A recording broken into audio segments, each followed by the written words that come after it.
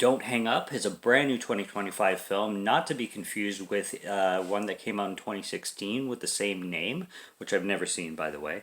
I just noticed that this one is being a little bit less talked about than the other ones. So, this, I don't know exactly when it was released, but it just popped up streaming, so I decided to check it out. And this is kind of a found footage film. It's one of those live screen things because it's pretty much all a woman having a conversation with her boyfriend on the phone, and it's just the screen time kind of thing is the entire movie.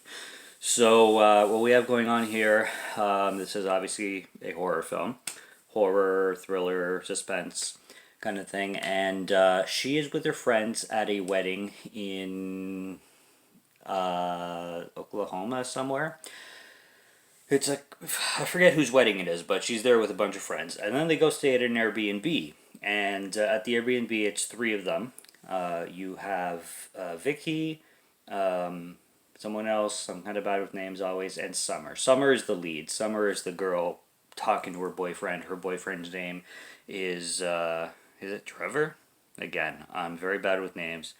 We'll just go with Trevor. It's probably wrong, but Summer is having this conversation with him, and she's at this Airbnb kind of thing, and there's just tension right off the bat. You see like little hints. Nothing is really thrown in your face and explained too much in this film, for better or for worse. Some things I like that they did that and went in that direction. Some things I'm just confused and I'm like, okay, I need more going on because I really don't know what's going on with these characters.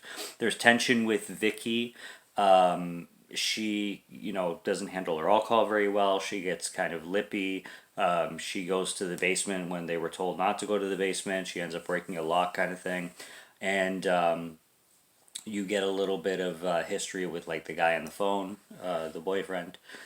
And you kind of learn what's what that things might there's backgrounds, stories to everybody kind of thing. Anyways, it basically turns into a paranormal kind of thing. I would say this film could easily fit into the Paranormal Activity universe if it wanted to. It's not like a paranormal activity film is, but it definitely feels that one. Like if this was just called Paranormal Activity something, it would fit. It would totally fit. I think it's shot really well. Excuse me. And the creep factor is really perfect. When you got the things in the background, things that like you just see in the corner of your eye, they're done so well. They're done so creepy, and they're perfectly hidden and utilized, and the way they look. A lot of it is what you don't see too, so there's that going for it. And reveals start to happen. I can't go too deep into stuff, but I will say that the first and the second acts are really, really top notch. I think this film takes a little bit of a dip in its third act. With the reveals that start to come along, they're not really predictable, but they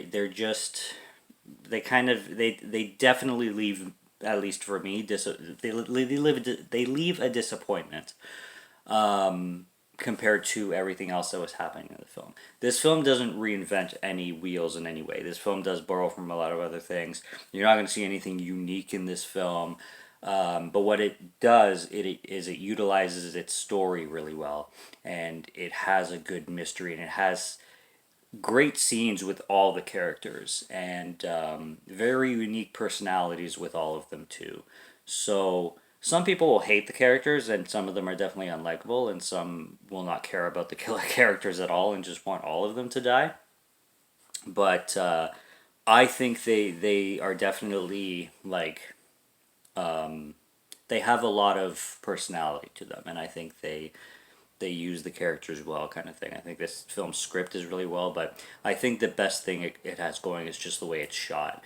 If you love paranormal activity films like I do, I think the whole franchise of paranormal, except for Next of Kin, I wasn't a fan of that one. I think it's because it just felt way too different.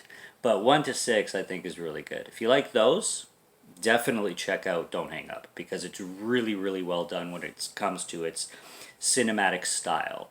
But it does take a lull and a dip in the end, and I wish they could have gone in a different direction with that. Especially, like, the very ending is going to split everybody. Like, that is going to split everybody. So I can't wait to hear other perspectives on this film and what other people think about it. But I was a fan. I gave it a 4 out of 5. I think it worked really well, and what they were going for, they achieved really well. So nothing different, but something in its genre that's really well done. That's my take on Don't Hang Up. So yeah, from 2025. It's streaming now, so go find it. Subscribe to Morgan Film Fan if you'd like to listen to my voice, or if you like my film reviews. I'll be back soon, so stay tuned for those. Check out what's on the channel already. Stay tuned for what's coming. Until next review, have a good one. Take care and cheers.